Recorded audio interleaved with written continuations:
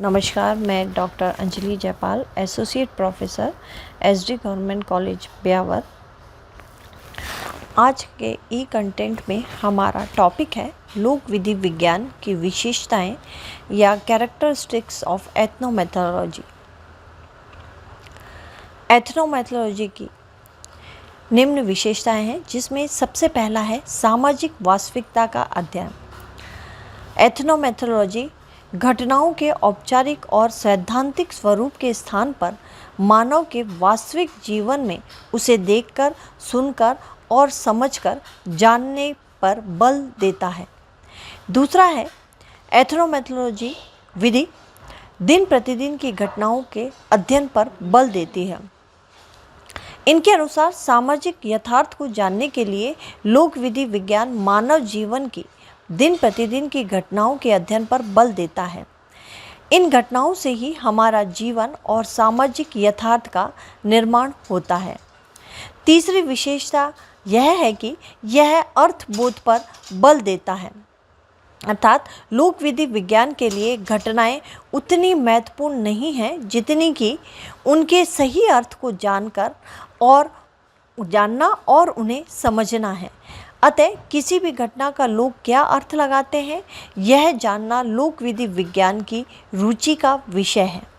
चौथी विशेषता है कि लोक विधि विज्ञान घटना का कर्ता के दृष्टिकोण से अध्ययन करता है, अर्थात यह तथ्यों या घटनाओं के तटस्थ भाव से अध्ययन नहीं करके स्वयं कर्ता के दृष्टिकोण से किसी भी घटना को देखने और समझने और उसके अध्ययन पर बल देता है। पांचवी विशेषता है कि लोक विधि विज्ञान सामान्य ज्ञान द्वारा अध्ययन करता है, अर्थात लोक विधि विज्ञान घटनाओं के वैज्ञानिक अध्ययन में रुचि नहीं रखता है, वरन किसी तरह से लोग अपने सामान्य ज्ञान के द्वारा अर्थात लोक ज्ञान के द्वारा घटनाओं को जानने और समझने का प्रयत्न करते हैं। उन विधियों को यह जानने में अपनी रुचि रखता है।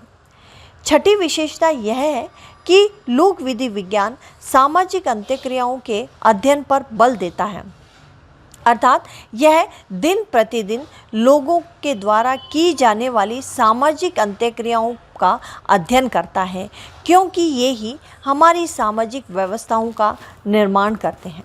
सातवीं विशेषता है कि लोक विधि विज्ञान परंपरागत समाजशास्त्र का विरोधी है।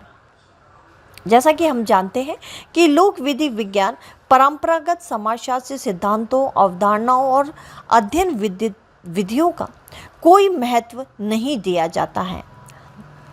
परंपरागत समाजशास्त्र में समाज को एक स्थायी व्यवस्था माना जाता है, जबकि लोक विधि विज्ञान में इसे परिवर्तनशील वास्तविकता माना जाता है। परंपरागत समाजशास्त्र में प्रश्नावली, अनुसूची और समाजशास्त्र के आधार पर तथ्यों का संकलन किया जाता है, जबकि लोक विधि विज्ञान में इन विधियों को अस्वीकार किया जाता है। आठवीं विशेषता है कि लोक विधि विज्ञान वृहद संरचनाओं के अध्ययन के स्थान पर लघु स्तरीय अध्ययनों पर बल देता है। ये छोटी छोटी घटनाओं को अपने अध्ययन के लिए चुनता है।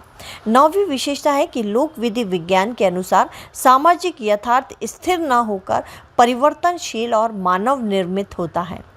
10वीं विशेषता है लोक विधि विज्ञान सामाजिक मूल्यों, प्रतिमानों, आदर्शों और पूर्वाग्रहों को मान्यता नहीं देता है। 11वीं विशेषता है कि लोक विधि विज्ञान में व्यक्ति को महत्व दिया जाता है, अतः यह व्यक्ति के इतिहास, उसके जीवन चरित्र और परिस्थिति के आधार पर उसे समझने पर बल देता है। इसके अनुसार व्यक्ति ही समाज के निर्माण करने वाली सबसे प्रमुख इकाई है। 12वीं विशेषता है कि लोक विधि विज्ञान के रूप में यह घटनाओं के गहन अध्ययन पर बल देता है। 13वीं विशेषता है कि यह उपागम परिवर्तन को स्वीकारता है और समाज को स्थिर मानकर व्यवस्था करने वाले उपागमों को नकारता है। चौथी विशेषता यह है कि यह उपागम निर्वचन विधि को स्वीकार करता है। 15वीं विशेषता यह है कि लोक विधि विज्ञान का अध्ययन क्षेत्र सीमित है, क्योंकि यह छोटी छोटी विशेषताओं के अध्ययन में रुचि लेता है। अतः इस प्रकार हमने आज लोक विधि विज्ञान की प्रमुख विशेषताओं के बारे में जाना है, जो कि हमने अभी अध्ययन किया।